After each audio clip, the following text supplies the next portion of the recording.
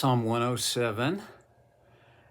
Last time, I spent the whole time talking about verse 15a, which says, "Let them," and them would be God's people, Israel, "give thanks to the Lord for his unfailing love and his wonderful deeds for mankind." For me, I can't be reminded often enough to give thanks to God for his loving kindness and his amazing, wonderful deeds in my life. And then he goes on in verse 16, "For he breaks down gates of bronze and cuts through bars of iron." This is metaphorical language. To my knowledge, there were no actual bronze gates. There were no actual bars of iron. But the point of this is God, because of his unfailing love, one of the most wonderful things he does for us is he releases us from our captivities. I'm not a captive, are you? Let's think about it. We are basically captive to our patterns and our habits. There's some things that is great to be captive of. Like, I want to be a captive of Christ. I want to be securely held there. But there are other things that I have to admit have held me captive, and still to some extent I'm trying to get loose. One of my big ones is I want everybody to like me. I think this, I don't remember a time in my life when this wasn't true. And it's not all bad. I mean, but, you know, when the dominating emotional force of my life is directed at making people like me,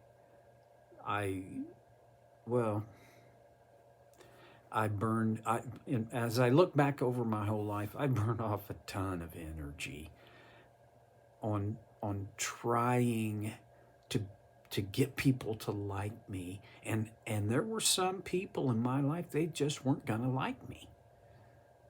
But here's the bottom line. My identity was wrapped up in whether or not I felt that they liked me. I only half jokingly say the bottom line is I want to sit at the cool kids' table. And I want to get loose from that. I want to shed myself of that bondage, that captivity. As I got older, I really only realized this about myself actually this week while reading a very interesting book called From Strength to Strength, which I can recommend anybody in my demographic.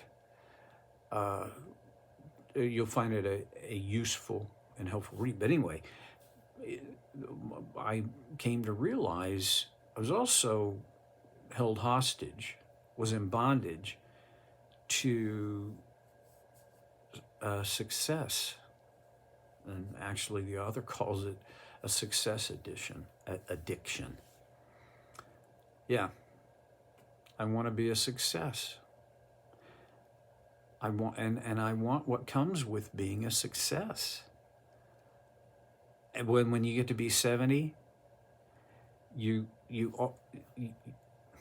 it is almost impossible to succeed, the successes are going to be in the rear view mirror. And this is a difficult thing. And I don't want to be held captive by that stuff. Well, God offers release from that kind of captivity, that kind of bondage. And can we just get down to the honest bottom line, that kind of addiction? I don't know what yours are. I have observed, especially in clients, that happiness, there's a lot of people addicted to happy, and feeling special, that can be addictive. There's so many things that they're not drugs and alcohol, but they are equally as nefarious in our lives, negative in our lives, as those identifiable addictions. The first step in overcoming any addiction is recognizing that we have it and admitting that it has become overpowering. First step in the traditional 12 steps of AA and Celebrate Recovery, a Christian recovery program anyway, is we admitted that we were powerless over our addiction. It's a starting point. But I can't box my way out. I can't crash my way out. I can't work my way out. I can't earn my way out of these constricting bondages. Verse 16 is my hope, that he will break down the gates of bronze. And have you ever experienced a time when the limitations of your own life and the circumstances and your resources were very much like that metaphorical bronze gate? I pushed and pushed and pushed until I didn't have any more push left. And then I reached that point where God was all I had. And he broke down the gates of bronze. This is not a daily thing for me, but as I reflect on my life, there have been significant times when he did kick down the gates. He did break down gates of bronze and cut through bars of iron. I don't know what the difference between the actual meaning of these two metaphors, gates of bronze and bars of iron. I just know that in the psalmist's day, you weren't going to break through and break down gates of bronze on your own, and you were not going to. You couldn't get out of these bars of iron. That was God's working. Only he could do that. Only he could kick down the gates and cut through the bars. So let's, little challenge here. Reflect on the last 10 years. Excuse me. Most of us can, we can go back 10 years. And if you're really a person that, you remember your own history, well, go back as far back as you can. When did you encounter gates of bronze and bars of iron? When did you face what felt like an impossible situation? And how did God show up? It's not this is not a casual thing. I mean, you're going to have to reflect deeply. But the value of it is it will move us to do the verse 15. Let us give thanks to the Lord for his unfailing love and his wonderful deeds. Okay.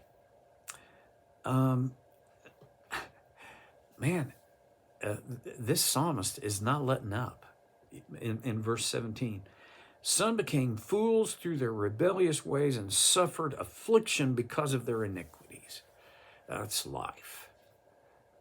Do any of us not have a moment where we felt like a fool because we did something foolish? There's a difference between when I feel like a fool, even though I'm not really, but the times I have done foolish things. Yeah. Some became fools through their rebellious ways. Now, this is not about, oh, shoot, I shouldn't have done that. Or, oh, that was not a good choice. No, it's not about a legitimate error of judgment. This is through rebellious ways. Whew. I don't want to be a hellfire and brimstone guy, but I have to say, we have all of us, in one way or another. And some of this depends on your background. Some of it depends on your personality. Some of it depends on the temperament issues in your life and your upbringing. There's a lot of factors, but all of us have had moments when we were in rebellion to God's design. Now,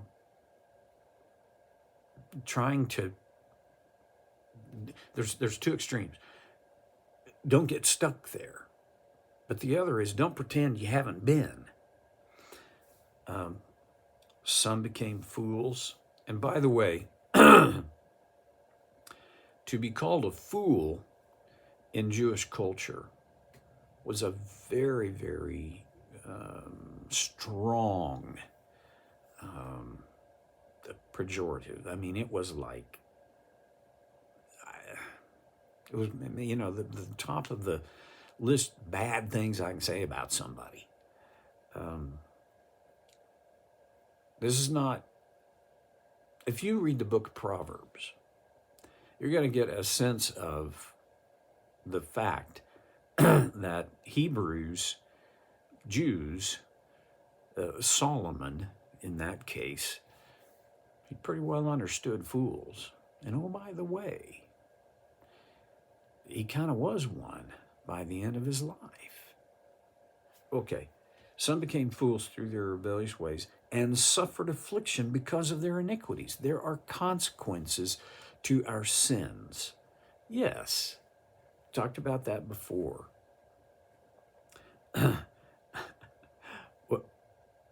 He continues this bleak picture. They loathed all food and drew near to the gates of death. All right. That is psychologically, emotionally, and physically, as well as spiritually. They have come to the end of themselves. Well, it's not a cliffhanger, but I got to say, I don't have time enough to open that up much at all, so I'm going to leave it where it is and just say, do that reflecting exercise I asked you to do, and see again for yourself the times that God kicked down the bronze gates and cut those iron bars, and give thanks to him for his everlasting, unending love and his wonderful deeds in your life. I'll see you next time on Soul Care with Stevie Boy.